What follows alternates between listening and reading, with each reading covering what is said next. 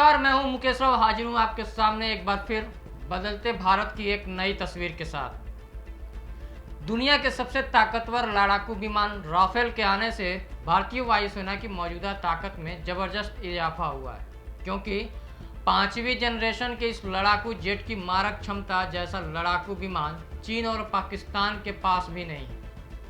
भारतीय वायुसेना सीमा पर निगरानी की अपनी ताकत और बढ़ाने जा रही है। दरअसल वायुसेना की ओर से जुलाई के अंत तक राफेल लड़ाकू विमानों की दूसरी स्क्वाड्रन का संचालन करने की संभावना है और इसे पश्चिम बंगाल के हासीमारा एयरबेस पर तैनात किया जाएगा। इस तैनाती से भारतीय सेना चीनी सीमा पर अपनी तैयारी को और मजबूत कर सकेगी। सरकारी सूत्रों के मुताबिक स्क्वाड्रन जुलाई के अंत तक यानी 26 जुलाई तक परिचालन शुरू कर देगी और अंबाला में पहले ही आ चुके राफेल विमान अगले हफ्ते से वहां जाएंगे। फ्रांस से आए राफेल विमानों की पहली स्क्वाड्रन हरियाणा के अंबाला एयरफोर्स स्टेशन पर तैनात है और राफेल ने पूर्वी लद्दाख और अन्य क्षेत्रों में चीन के साथ सीमाओं पर गश्त भी शुरू कर दी है। हासीमारा एयरबेस में दूसरा स्क्वाड्रन चीनी वायुसेना के खिलाफ हवाई तैयारियों को एक बड़ी मजबूती देगी, क्योंकि इससे कई चीनी हवाई क्षेत्र भारतीय विमानों की जद में आ जाएगी। पिछले साल चीन ने टकराव शुरू होने के बाद पूर्वी लद्दाख और अन्य मोर्चों पर गश्त के लिए राफेल को तैनात किया जा चुका है। वर्तमान में भारतीय वायुसेना के पास आधे से ज़्यादा राफेल विमान हैं और शेष विमान 2022 तक आने की उम्मीद है। फ्रांस में निर्मित 5 राफेल लड़ाकू विमानों को पिछले साल 10 सितंबर को अंबाला में एक समारोह में भारतीय सेना में औपचारिक रूप से शामिल किया गया था। भारत द्वारा करीब 59,000 करोड़ रुपए की लागत से 36 राफेल विमानों की खरीद के लिए फ्रांस के साथ एक अंतर सरकारी समझौते पर हस्ताक्षर सितंबर 2016 में करने के 4 साल बाद अत्याधुनिक 5 राफेल लड़ाकू विमानों की पहली खेप पिछले साल 29 जुलाई को भारत पहुंची थी।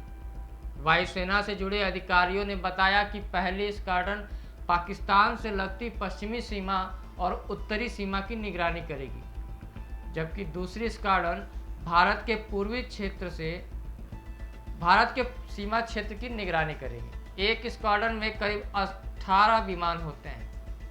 भारत अब स्वदेश में विकसित stealth fighters, advanced medium combat aircraft के साथ साथ 114 मल्टी रोल फाइटर एयरक्राफ्ट के ऑर्डर देने जा रहा है, जिसके साथ स्क्वाड्रन अगले 15 से 20 सालों में वायुसेना में शामिल होंगे। पिछले सालों में सितंबर में विमान को औपचारिक रूप से बेड़े में शामिल किए जाने के बाद राफेल लड़ाकू विमानों का दूसरा सेट नवंबर में भारत पहुंचा था। 2 इंजन वाले राफेल जेट विभिन्न प्रकार के मिशनों को अंजाम देने में सक्षम है। राफेल 2 इंजन वाला फाइटर जेट है। राफेल जेट कई हथियारों को कैरी करने में सक्षम है। यह परमाणु हथियारों को लेकर उड़ान भरने में भी सक्षम है। अपनी हवाई सीमाओं की सुरक्षा को चौबंद करने की दिशा में भारत उस समय एक कदम और आगे बढ़ गया था, जब रूस से सुखोई विमान की खरीद के करीब 23 साल बाद नए और अत्याधुनिक 5 राफेल लड़ाकू विमानों का बेड़ा फ्रांस से अंबाला एयरबेस पर पहुंचा था। इन विमानों के वायुसेना में शामिल होने के बाद देश को आस पड़ोस के प्रतिद्वंदियों की हवाई युद्धक क्षमता पर बढ़त हासिल की गई है।